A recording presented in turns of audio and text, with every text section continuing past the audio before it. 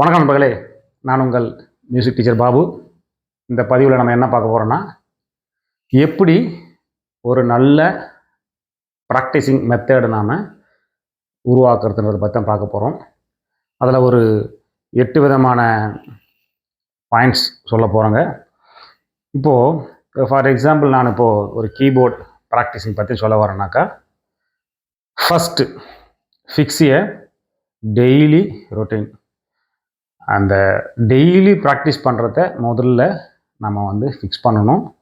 அந்த daily practice same டைமாக இருக்கணும். ஒரு நாளைக்கு மார்னிங், ஒரு நாளைக்கு ஆஃப்டர்நூன், ஒரு நாளைக்கு ஈவினிங் அல்லது ஒரு நாள் நைட், அந்த மாதிரி பிளான் பண்ணக்கூடாதுங்க. எவ்ரிடே சேம் டைம் இருக்கணும். அது மஸ்ட்டுங்க. அது முதல்ல அதை தான் பிளான் பண்ணணும். ஈவினிங் 8 o'clockனாக்கா அந்த 8 o'clock ஷார்ப்பாக நம்ம போயிட்டு இன்ஸ்ட்ருமெண்ட்டில் உட்காந்துடணுங்க. சில டைம் ஸ்கூல் பிள்ளைங்க பார்த்தீங்கன்னாக்கா அவங்களுடைய ஹோம் ஒர்க் முடிக்காமல் இருப்பாங்க, அல்லது படிக்கிற வேலை இருக்கும். நாளைக்கு எக்ஸாம் இருக்குனாக்கா இன்றைக்கி படிக்கிற வேலை இருக்கும், அல்லது அந்த டைமில் தான் சாப்பாடு ரெடியாக இருக்கும். இந்த மாதிரி ஏதாவது ஃபேஸ் பண்ணாங்கன்னா அந்த டைமும் கீபோர்ட் சேரில் உட்காந்துக்கிட்டு அந்த ஒர்க்கை பண்ணலாம். ஒரு ஹோம் ஒர்க் எழுத போகிறாங்கனாக்கா அந்த சேரில் உட்காந்துட்டு அந்த 8 o'clockனாக்கா நம்ம போயிட்டு அந்த கீபோர்டில் உட்காரணுன்ற மைண்ட் செட்டை முதல்ல கொண்டு வரணுங்க. அந்த இடத்துல உட்காந்துக்கிட்டு நம்ம என்ன வேலை தேவைப்பட அந்த ஒரு நாள் பண்ணுற வேலையை அங்கேருந்து பண்ணிக்கணும்னா அந்த டிசிப்ளின் நமக்கு நேச்சுரலாகவே செட் ஆகிடும். அடுத்து எவ்ரிடே ப்ராக்டிஸ் பண்ணணும். அட்லீஸ்ட் 20 minutes நம்ம போயிட்டு அந்த 20 minutes அங்கே உட்காந்து ப்ராக்டிஸ் பண்ணுற மாதிரி இருக்கணும். நான் வாரத்துக்கு ஒரு முறை 2 hours ப்ராக்டிஸ் பண்ணுறேன், 3 hours ப்ராக்டிஸ் பண்ணுறேன்னா அதை விட பெட்டர் டெய்லி 20 minutes ப்ராக்டிஸ் பண்ணுறது. அந்த டெய்லி ப்ராக்டிஸ் கண்டிப்பாக கொண்டு வந்துடணும். அடுத்து அது மார்னிங் ஆர் ஈவினிங்ன்றதை நீங்கள் தான் சூஸ் பண்ணணும். உங்கள் மைண்ட் எப்போ ஃப்ரெஷ்ஷாக இருக்குமோ அந்த டைமை செட் பண்ணிக்கலாம். அதுக்கு அடுத்தபடியாக நம்பர் 2, அந்த பீசஸ் வாசிக்கிறதுக்கு முன்னாடி ஒரு வார்ம் அப் பண்ணுங்க. ஃபார் எக்ஸாம்பிள் இப்போ நம்ம கிரிக்கெட் விளையாட போகிறோன்னாக்கா நேராக கிரவுண்டுக்கு போனவொடனே நெட்ஸில் விளையாட விட மாட்டாங்க. ஃபஸ்ட்டு ஒரு வார்ம் அப் கொடுப்பாங்க. அந்த மாதிரி நமக்கும் ஒரு வார்ம் அப் இம்பார்ட்டன்ட். நம்ம கீபோர்டு பற்றி பேசுகிறதுனால ஃபஸ்ட்டு ஒரு 5 ஃபிங்கர் எக்ஸசைஸ் ப்ராக்டிஸ் பண்ணலாம். ஸ்லோவாக ஸ்கேல்ஸ் ப்ராக்டிஸ் பண்ணலாம். அடுத்து ஈஸியான கார்ட்ஸ் கொஞ்சம் ப்ராக்டிஸ் பண்ணலாம். அப்புறம் ஃபிங்கர் இண்டிபெண்டன்ஸ் எக்ஸசைஸ் இருக்கும். அது எல்லாமே ஒரு முறை ப்ராக்டிஸ் பண்ணிவிட்டு அப்புறம் நாம் அந்த பீசஸ் அன்னைக்கோடைய லெசனுக்கு உள்ளே போனோம்னா அது கொஞ்சம் ஈஸியாக இருக்கும் ப்ராக்டிஸ் பண்ணுறதுக்கு. நம்பர் 3, ப்ராக்டிஸ் ஸ்லோலி ஃபஸ்ட்டுங்க. நம்ம ப்ராக்டிஸ் பண்ணுறது எடுத்ததுமே ஒரிஜினல் டெம்போவில் ப்ராக்டிஸ் பண்ணி சிரமப்படக்கூடாதுங்க. அதை முதல்ல ஒரு ஸ்லோவாக ப்ராக்டிஸ் ஸ்டார்ட் பண்ணி அதை நம்ம கொண்டு வந்தோம்னா அது ஈஸியாக ஹெல்ப் பண்ணும். மெமரி கொண்டு வந்துடும். அந்த மெலடியை மெமரிக்கு வந்துடும். டைமிங் அண்டு அக்யூரேசியும் கரெக்டாக வந்துடும். இதை கொண்டு வந்துட்டோம்னா ஸ்பீடு கம்ஸ் நேச்சுரலி. அதுக்கப்புறம் ஸ்பீடு ஈஸியாக வந்துடும். ஃபார் எக்ஸாம்பிள் பார்த்தோம்னா இப்போது ஸ்லோவாக வாசிக்கிறது தான் கஷ்டம். ஃபாஸ்ட்டாக வாசிக்கிறது நம்ம திங்க் பண்ணி வாசிக்கிறது இல்லை, மசில் மெமரியில் வர்றதுங்க. சைக்கிள் பார்த்தோம்னாக்கா ஸ்லோ ரேசிங் தான் கஷ்டம். ஃபாஸ்ட்டாக போகும்போது கைவிட்டு கூட ஓட்டலாம். ஆனால் ஸ்லோவாக ஓட்டுறது ரொம்ப அவ்வளோ ஈஸி கிடையாதுங்க. அதனால் நம்ம ப்ராக்டிஸ் பண்ணும்போதும் ஸ்லோவாக ப்ராக்டிஸ் பண்ணிட்டோம்னாக்கா அந்த சவுண்டிங், அந்த ரிதம் எல்லாம் புரிஞ்ச ஆரம்பிச்சதுன்னா மசில் மெமரியில் ஆட்டோமேட்டிக்காக ஸ்பீடு கரெக்டாக வந்துடும். Number 4, break the lesson into small parts. இதுவும் மோர் இம்பார்ட்டன்ட்ங்க. ஒரு ஃபுல் சாங்கை அப்படியே எடுத்து வாசிக்காமல் ஒரு 4 பாராக பிரிக்கணுங்க முதல்ல.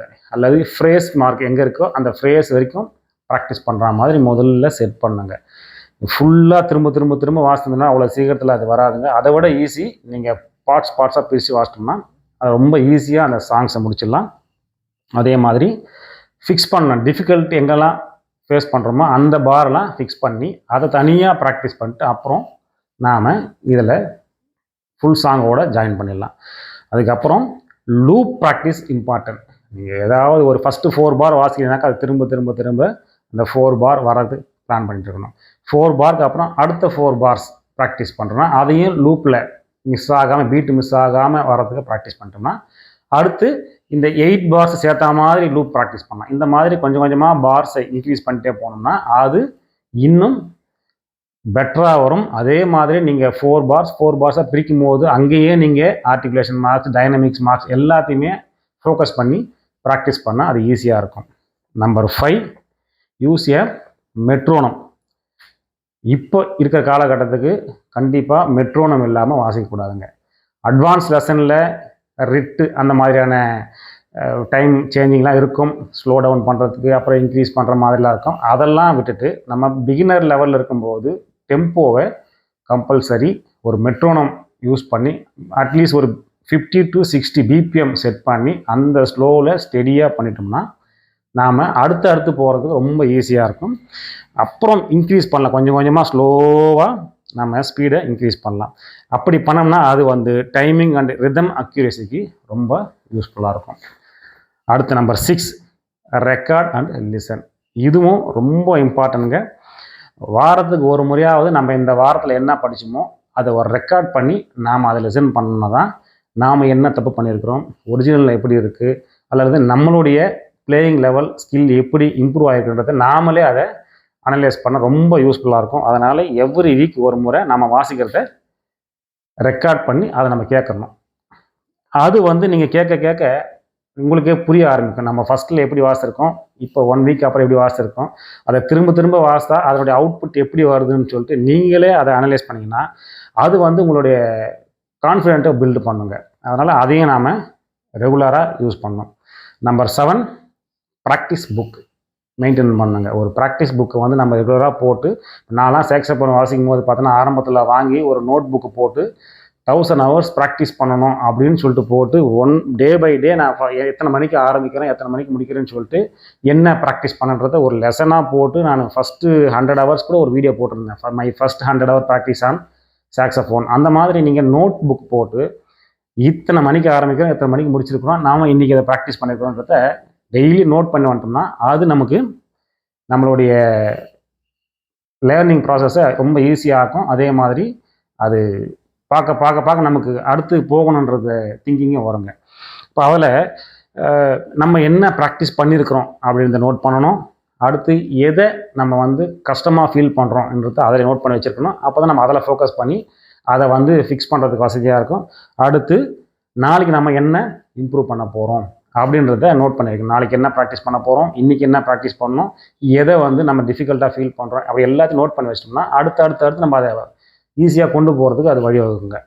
அடுத்து நம்பர் 8, கீபோர்டு ஏரியா. இப்போ நான் கீபோர்டு பற்றி பேசுனாலும் கீபோர்டு வந்து எனக்கு தேவையான ஹைட்டு, ஸ்டாண்ட் ஹைட் எல்லாமே வச்சுருக்கணும், நோட் ஸ்டாண்டு ரெடியாக இருக்கணும். அது எல்லாம் ஃபிக்ஸ் பண்ணிவிட்டு அதே மாதிரி எந்த ஒரு டிஸ்ட்ராக்ஷனும் வராத அளவுக்கு, இப்போ என் ரூமில் பார்த்தோன்னாக்கா க்ளோஸ் பண்ணிட்டா வெளியே என்ன நடக்குதுன்னே தெரியாதுங்க. அந்த மாதிரி மோஸ்ட்லி செட் பண்ணி வச்சிட்டோம்னாக்கா அந்த ப்ராக்டிஸ் 20 minutes நம்ம ப்ராக்டிஸ் பண்ணுறோம்னா 20 minutes வந்து எந்த ஒரு டிஸ்ட்ராக்ஷன் இல்லாமல் இருக்கணும். அப்படி இருந்தால் அது நமக்கு ஈஸியாக அந்த லேர்னிங் ப்ராசஸ் சூப்பராக வந்துடுங்க. அதே மாதிரி கொஞ்சம் க்ளீனாக இருக்கணும், ஆர்கனைஸ்டாக இருக்கணும், இது எல்லாம் கரெக்டாக செட் பண்ணிக்கணும். அதே மாதிரி ஆல்வேஸ் நம்மளுடைய புக்கு ஓப்பனில் இருக்கணுங்க. எப்பவுமே நம்ம ஒரு 10 times ப்ராக்டிஸ் பண்ணாவே அந்த மெலடி மசில் மெமரியும் ஆகிடும், நமக்கு மெமரியும் ஆகிடும்.